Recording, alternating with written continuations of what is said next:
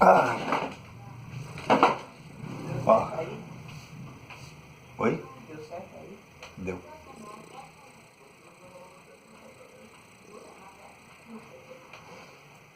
Muito bem. Vamos começar. Eu estava testando os minutos da câmera, deu 10 minutos. Portanto, eu vou ser um pouco breve, né? Qualquer coisa eu faço outro vídeo continuando. Então, como eu estava dizendo, loucuras de uma viagem no ano de 2002 até o ano de 2018.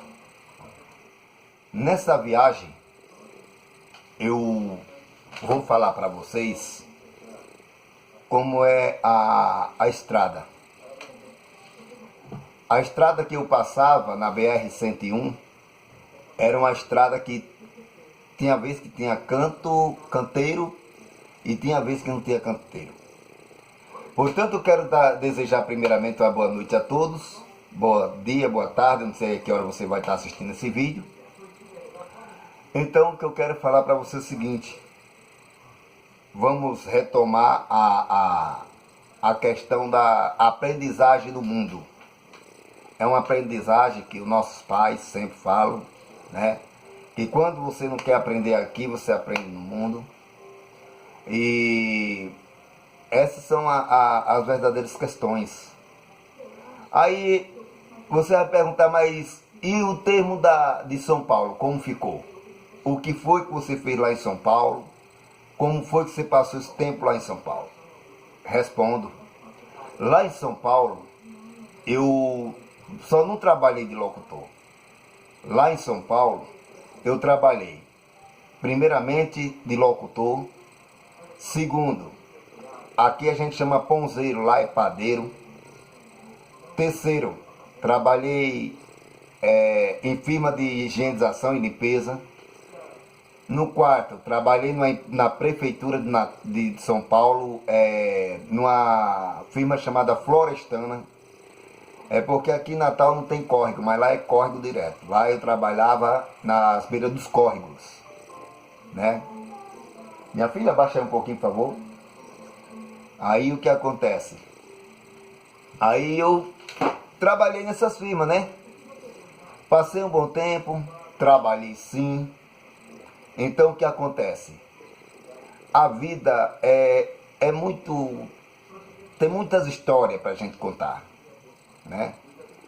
Aí hoje eu tô gravando esse vídeo porque por enquanto ninguém, entre aspas, não pode sair por causa dessa pandemia que ainda tá no ar ainda. Então o que acontece? Acontece o seguinte, nesta pandemia parou o mundo, né? Então o que acontece, meus amigos, minhas amigas? A vida é esta, é desse jeito mesmo. A vida ela não é muito fácil.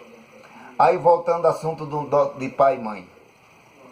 Aí o pai, ele não fala nada a respeito disso. Porque o pai já sabe o que a mãe vai falar para os filhos daqui para frente. Então o que acontece? Acontece o seguinte. Aí eles aprendem se quiser. Porque no mundo tem coisas boas e também tem coisas ruins na vida da gente, né? Aí é assim, a minha viagem, eu andei demais. Andei. Olha, para um cristão tirar em um dia 60 quilômetros, ele tem que sair de 4 horas da manhã. E na próxima cidade, ele chegar pelo menos umas 8, 10 horas da noite. Isso, com fome, com sede, os pés estourados, entendeu? Então, a vida não é fácil. Hoje, é como diz aquele ditado, eu não sei se dá, porque tem deles, que quando eu encontrava na estrada, eles dão um nome, gente, de trecheiro. Agora que eu me lembrei. Trecheiro. Aí você me pergunta, gente, o que é trecheiro? Eu respondo. Trecheiro é um morador de estrada. Ele não tem destino, ele vai para onde ele quiser. Ele come, ele dorme, se tomar banho é um milagre. Quando ele me chamou de trecheiro, eu não aceitei. Eu digo, eu não sou trecheiro. Ele disse, você é trecheiro? Ficou, é e não é? Aí ele perguntou, por que você está andando na estrada, se você não é trecheiro? Aí eu peguei e falei, meu amigo, é a condições que o bicho pegou pro meu lado. Eu não tinha condições mais para nada. Não tinha nem condições de comprar uma passagem de ônibus. É por isso que eu resolvi fazer isso. Nas cidades onde eu chegava, quando eu contava essa história, o pessoal falava, menino, tu estás pagando promessa? Aí eu disse, não, não é promessa. Minha filha, pega um pouquinho de café pro pai. Aí eu falei, não é promessa, né? Então, gente, a vida lá fora não é fácil. Aí a pessoa fala assim, você está gravando esse vídeo para ser famoso. Não é não, não é para ser famoso. É contando a minha história. Porque teve colegas que falou assim, que quando eu contei para eles, ele falou, mas rapaz, dá para você montar o livro. Então, de um livro para um vídeo, eu prefiro o vídeo do que um livro. Por quê? Porque o livro é só para aquelas pessoas. E o vídeo é para quase o mundo inteiro.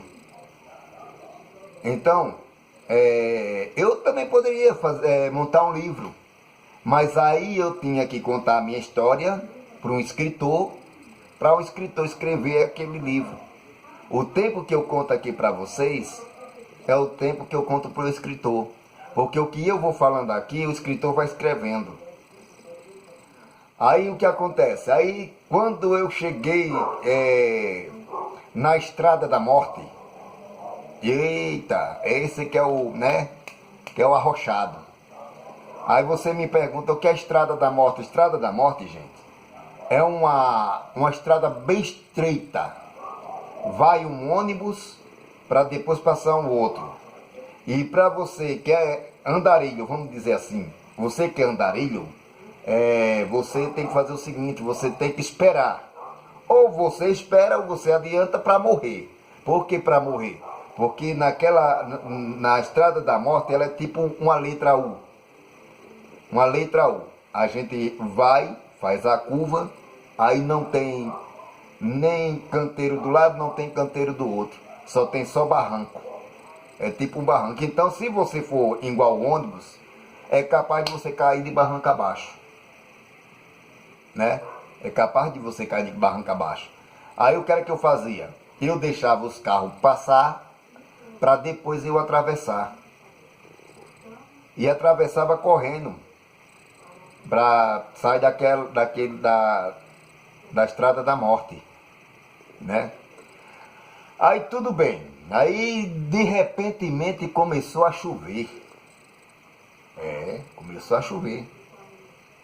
No que começou a chover, aí perdi o restante das minhas coisas. Perdi carteira de trabalho, perdi identidade, só não perdi a bolsa nem a roupa, porque aí molhou assim mesmo. Mas de toda a papelada que eu perdi foi tudo. A minha carteira completa. Mas mesmo assim eu andei com tudo molhado.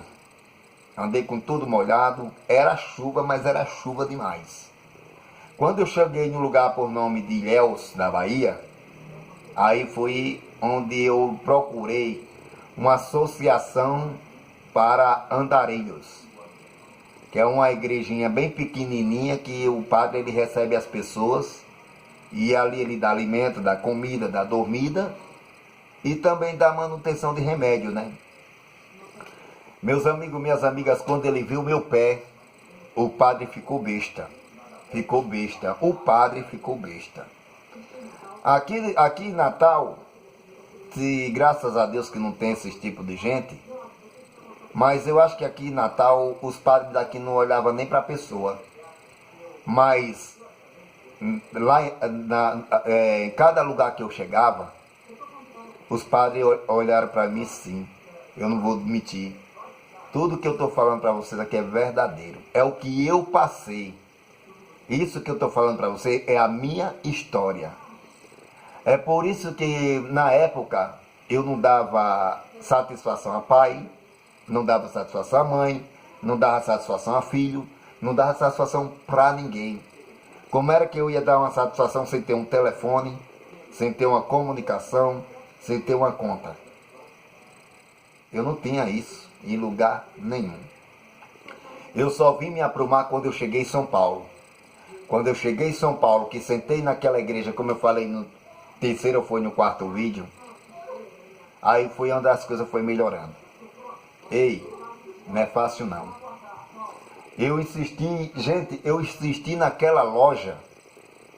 Eu era, nossa, eu acho que se tivesse câmera naquela época, a tecnologia que tem hoje, eu acho que eu tinha guardado e tinha postado para vocês verem, e eu fazendo a minha voz, narrando aquilo que eu passei.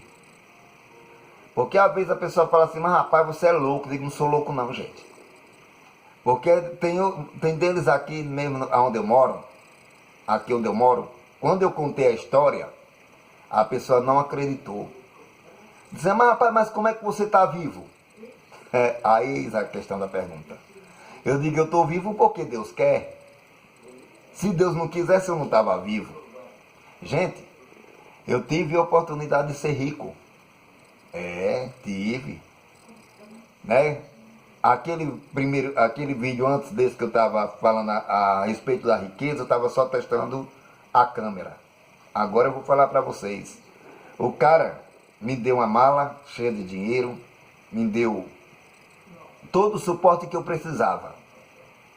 Todo o suporte que eu precisava. Aí eu peguei e falei, eu digo, meu amigo, o negócio é o seguinte, eu vou seguir a estrada, vou andar.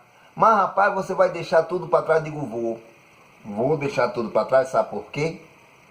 Porque esse não é o meu destino. Esse não é o destino que Deus quer para mim. Então, meus amigos, minhas amigas, e tinha um monte de gente, tem um casalzinho novinho, eu acho que eles tinham mais ou menos, o rapaz, se ele tivesse seus 20, a mocinha tivesse seus 17, tem muito, também estava andando na estrada. Estava andando na estrada igual comigo. Quando eu apresentei meu nome para ele, ele disse, Carlos, vamos ficar que a proposta é boa. Eu digo, não vou não.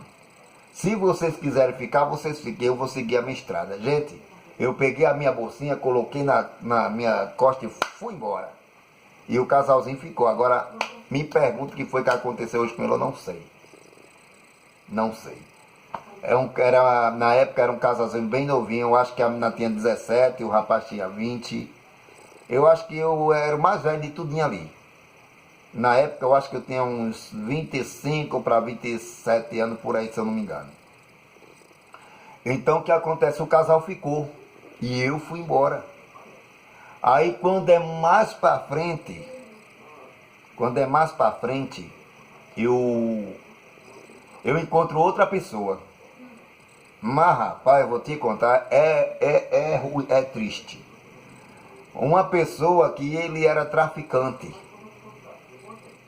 Eu dormi com esse cara numa caçamba, num caminhão abandonado, eu e esse cara. Mas também era o seguinte, era um olho pardo, outro na missa. Eu dormi com esse cara do lado, mas também estava com o olho aberto, outro fechado. Porque se esse cara fizesse qualquer coisa comigo, eu estava morto. Hoje eu não estava contando a minha história. Aí quando era de manhã, esse cara porque queria que eu fosse pedir sozinho. Eu digo, não vou pedir sozinho, só para mim eu não vou. Ou só para nós dois eu não vou. Nós temos que fazer o combinado. Aí ele falava com uma voz estranha, falava assim, que não precisava de comer, porque a alimentação dele era o tine. Aí ele fazia com a voz muito, sei lá como é que era. Era uma voz tipo uma voz demoníaca. Uma voz do demônio mesmo. Aí ele falava pra mim assim, o tine é um bagulho muito louco. O tine que deixa o cara todo loucão. O tine mata a fome e o tine deixa a gente todo doidão. Ah, meus amigos, eu fiquei com medo. Eu digo, é outro também que eu vou abandonar na estrada. Fui embora. No que eu fui embora, aí eu peguei e falei para ele, fica aí que eu vou embora. Aí depois, nessa estrada, meus amigos, minhas amigas, eu fui trabalhar numa granja, catando milho. Coisas que eu nunca tinha feito na minha vida, mas eu tava com fome, com sede, então para ganhar o alimento eu tinha que trabalhar. Eu fui nessa fazenda, catei milho. Eu acho que eu passei uns 3 dias catando milho. Também não ganhei R$1. Ele não me pagou. Mas também dormida, comida, tinha para mim lá. Aí ele queria que eu ficasse. Eu digo, não vou ficar não, porque o meu propósito é chegar em São Paulo. Gente, meu foco era São Paulo.